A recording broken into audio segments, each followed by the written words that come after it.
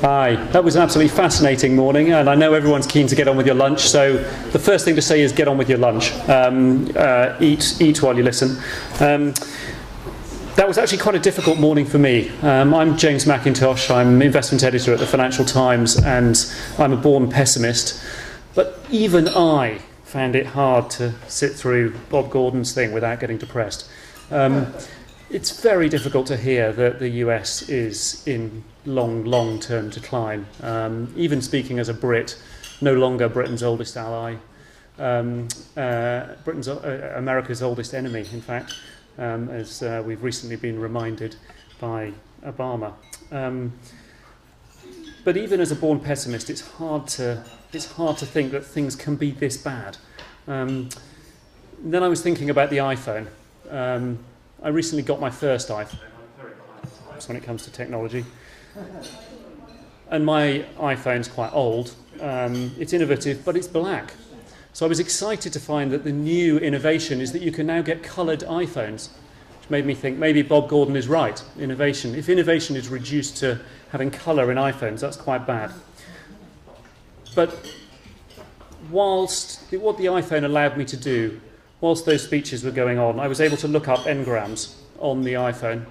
I was able to check, for the economists amongst you, Hayekian, Keynesian and monetarist. And it turns out that Keynesian and monetarist have both been in decline since the mid-1980s, while Hayekian has been on the rise, on a steady rise ever since.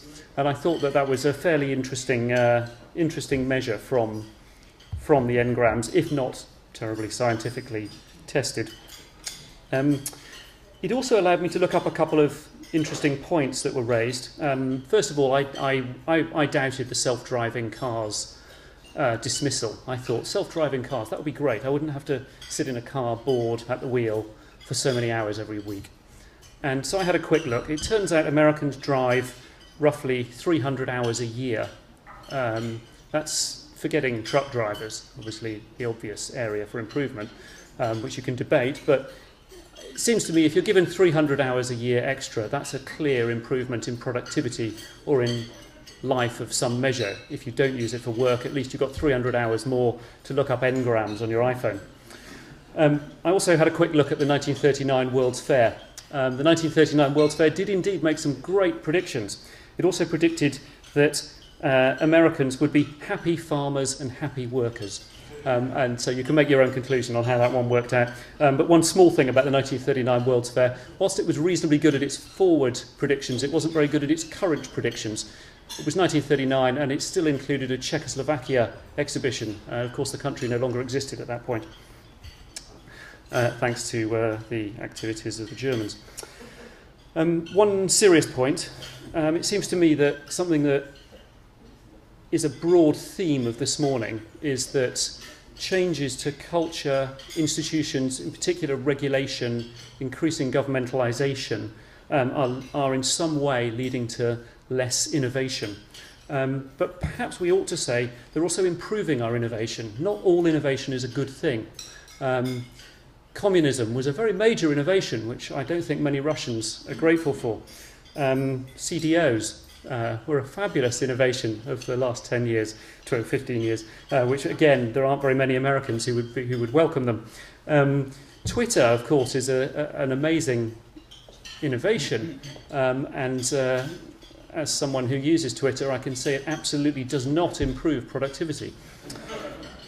And of course, things like thalidomide and so on are an obvious case where innovation was a bad thing and more regulation, hopefully, will lead to improved innovation. Anyway, this leads me on into our general discussion of whether there is decline going on. We now have Juan Sola to speak about that. Juan is one of those people who just can't take enough bad public positioning. So he started out as a lawyer. He's a very eminent lawyer. He's a professor of constitutional law at the University of Buenos Aires. But as if being a lawyer didn't make him unpopular enough, he went on and became an economist as well, just in time for the financial crisis. He's been director of the Centre of Law and Economics in Buenos Aires since 2008.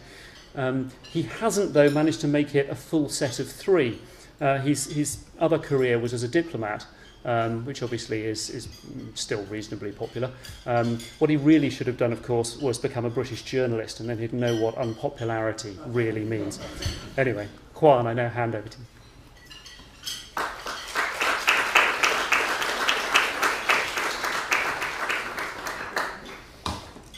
Thank you very much, John. In reality, we could. You know, there is an ancient joke about Argentines. Argentines are supposed to be Italians who speak Spanish and think they're English. We sometimes dress like them, but not think. Well, as you know, we have some difficulties with English from old times. The subject today is decadence. And this idea, please do go on eating, not let the subject stop your appetite. We could play like an ancient Italian refectory where, you know, monks ate while they were read horrible things happened to the saints.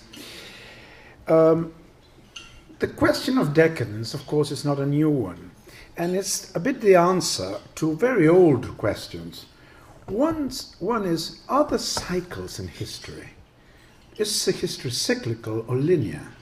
And the second is, well, if history is cyclical, is there a decadence inevitable in it? Do we all run to our dooms? The most important contribution to the general belief in decadence was Edward Gibbon in his famous book about the decline of the Roman Empire. Jorge Luis Borges, the Argentine writer, wrote a prologue to Gibbon and said something which was quite curious. He thought that Gibbon was transformed into a classical, and that gave him a connotation of immortality. But Borges said that Gibbon had in itself a divine unconsciousness to blind destiny. Like there was a destiny written to all of us, and the Rome just had found its own. You know the story, perhaps. Gibbon was in the ruins of the Capitol, where barefooted friars sang vespers in the temple of Jupiter, and in that moment he felt that this great story of a great emperor followed into his doom should be told. It's curious, because the story of decline is quite old in humanity.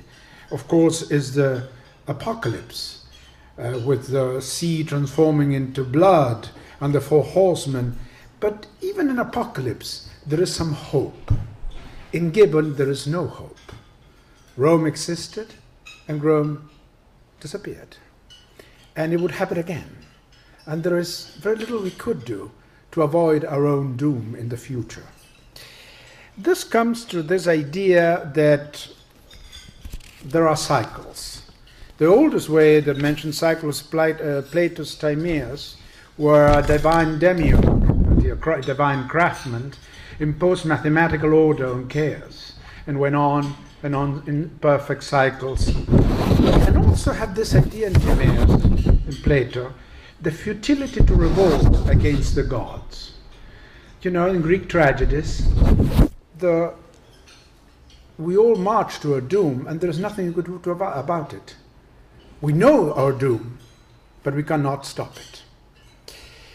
And this came to a very important myth that we still, in a way, accept, which is the myth of eternal recurrence. The Ouroboros, the snake that, of course, we are one of the specialists on the matter, and I hope that you'll hear from you later. The snake that devours his tail. Sir Thomas Browne used a poetic phrase. He said, the mystical mathematics of the city of heaven. Circles perfect that will on endlessly. Is there a stop to the cycles?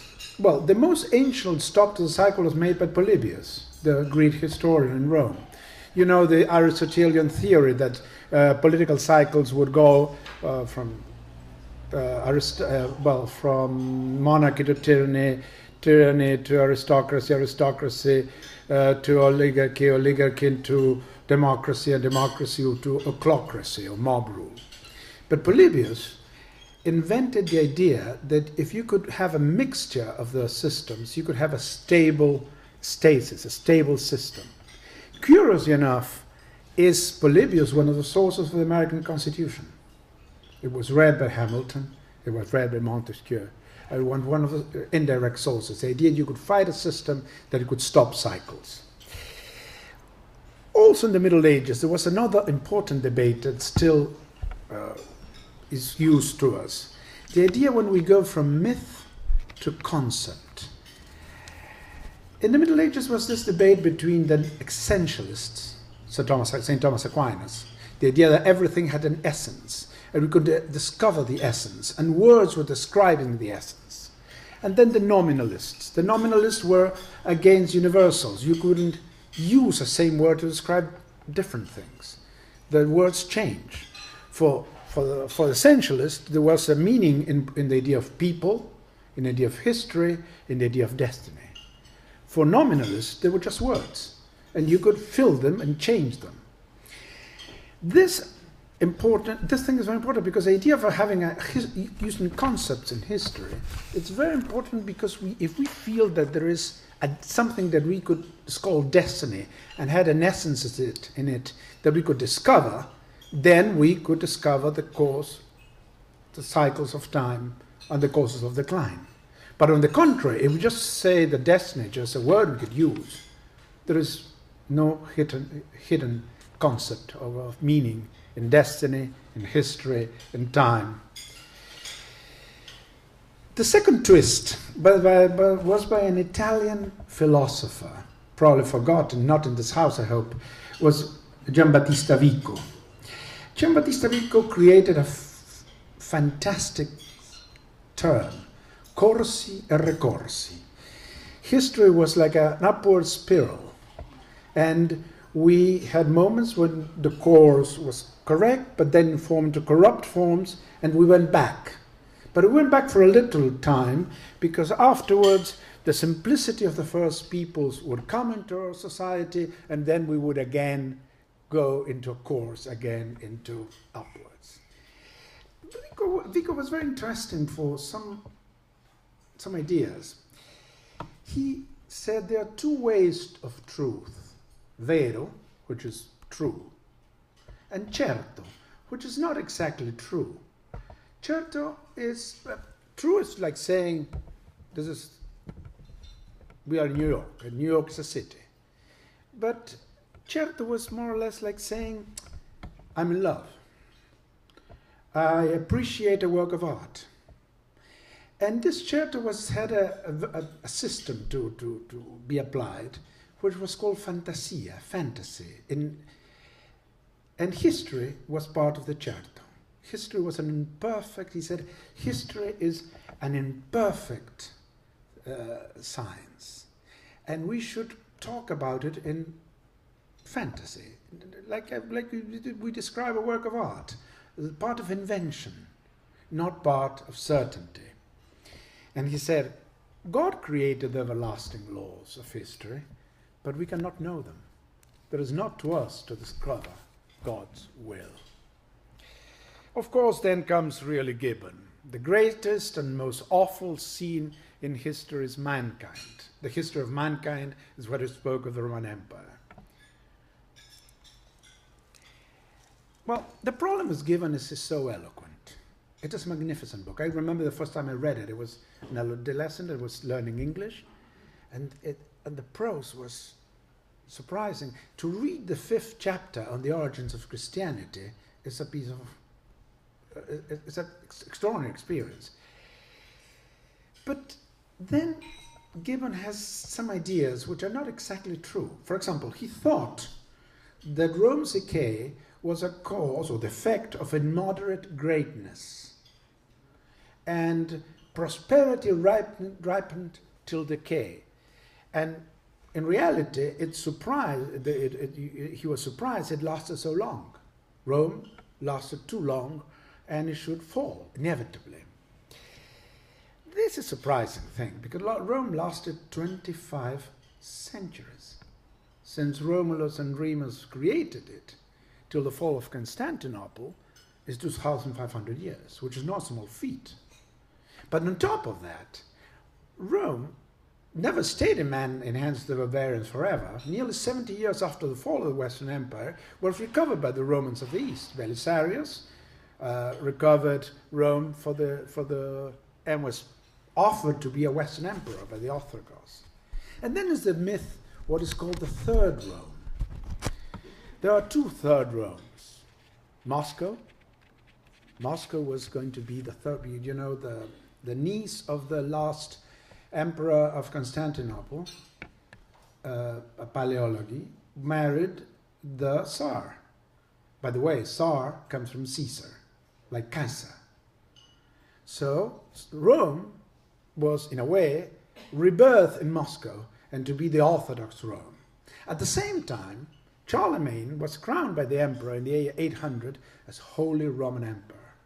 The Holy Roman Empire, which was, of course, not exactly a great copy of the real Rome, lasted 1,000 years till Napoleon, which is no small feat either. So, and perhaps you're still in Rome. When you walk in this building, we feel the presence of Roman buildings, and we speak of Roman culture, and we speak languages that are very similar in its essence, in its words, with Roman. So decadence is a very tricky word to use.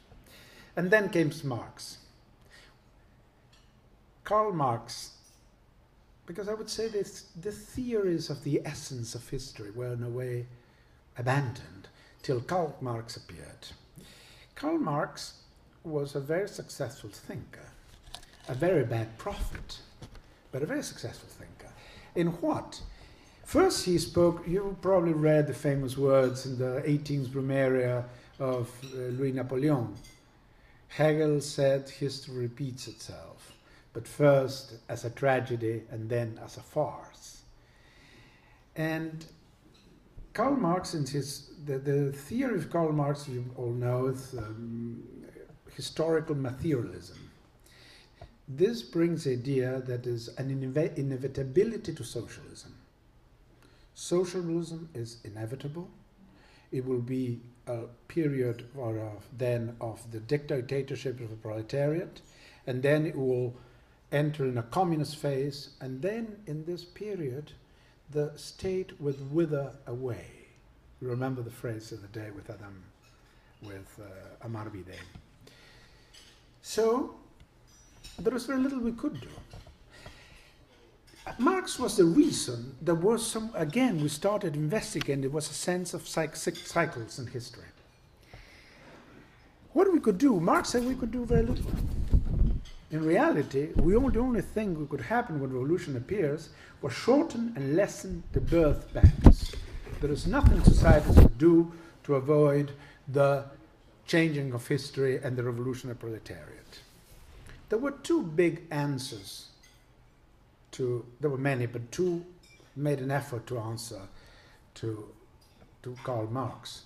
One was Spengler, and the other was Toynbee. Well, to speak of Spengler is a very vast idea. Let me just say, Spengler thought the idea first of pessimism. He used the word sometimes, optimism is a crime. The idea that the world was not, because in Hegel and Marx, there were phases. We're going in phases. But in Spengler, we were back in cycles. This idea that civilizations would appear, develop, flourish, enter a period of classicism, and then disappear. Humanity won't disappear, he said, but civilizations will. A strict translation of his book of The Decline of the West is The Doom of the West, and it was a great success.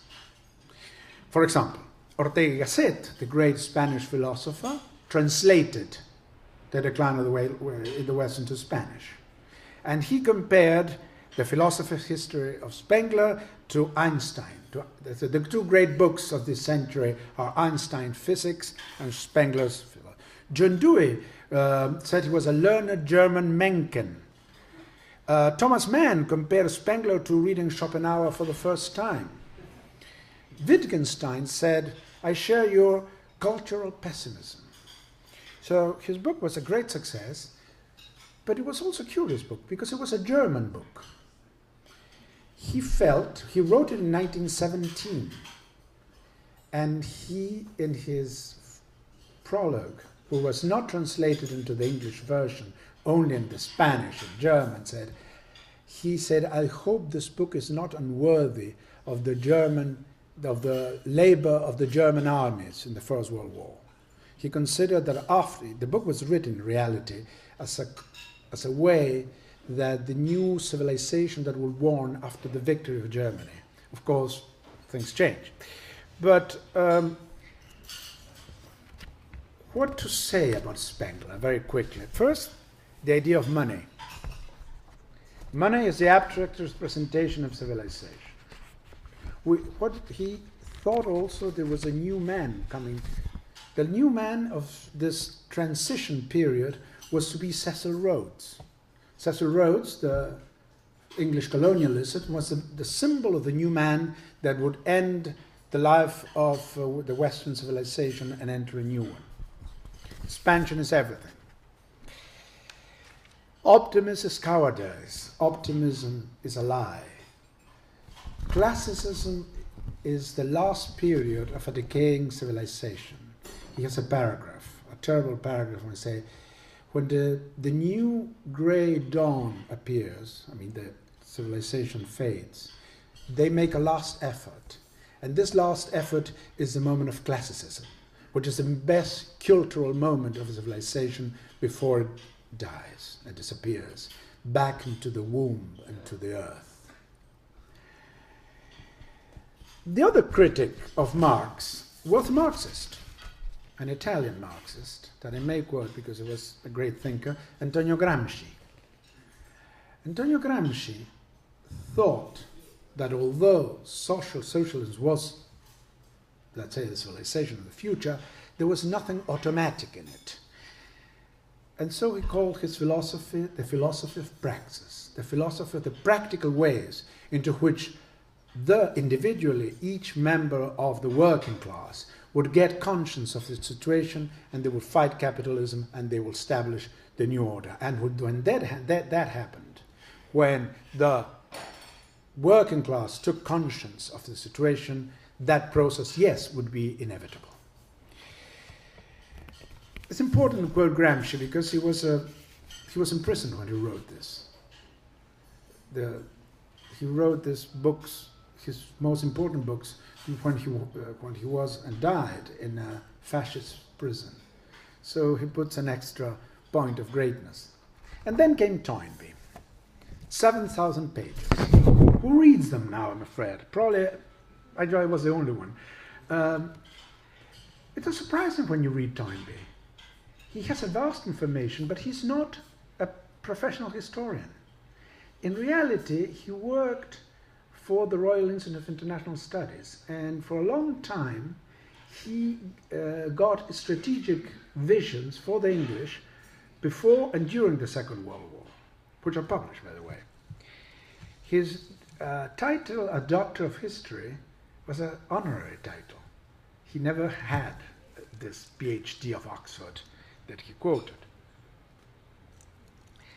Toynbee is also a pessimist. Although it's completely different from Spengler, in a way Toynbee himself says, Spengler made the question that we haven't answered yet. We should answer Spengler's questions. And then he speaks about the cycles of civilization, and which I needn't talk to you. If not, your lunch will be endless.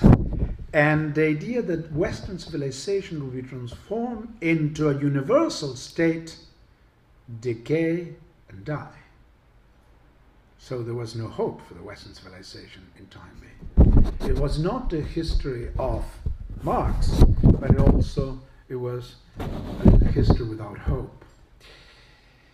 He thought a lens of cycles. Curiously, in the chapter of that part we speak of modern historic cycles of war and peace, he quotes an economist, Kondrantiev, and he speaks there the lengths of cycles of war and peace are double Kondrantiev cycles. Of course, The problem with Toynbee and the problem in general with this type of historians is that they don't really have a hypothesis. They take from history the parts they like and invent an ad hoc theory. That's what I would think that the best way to speak of historicism is the term the poverty of historicism. What people who write about sense in history forget is that historicism is very old.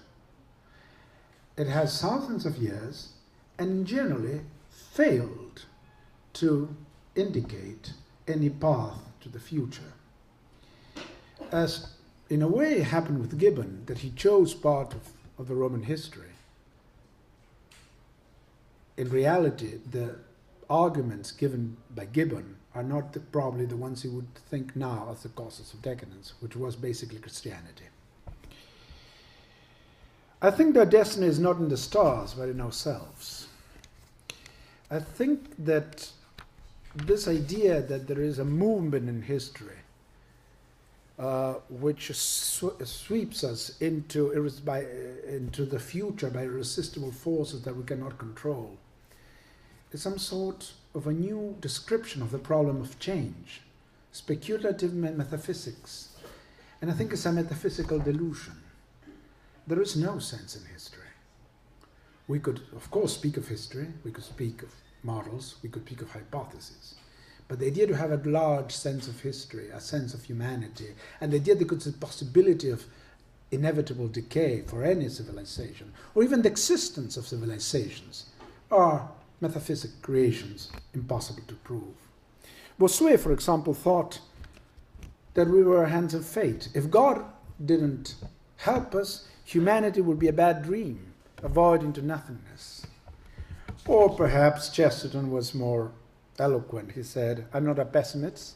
Pessimists think that there is a clock and is going slower and slower. And optimists are winding the clock thinking in a new system.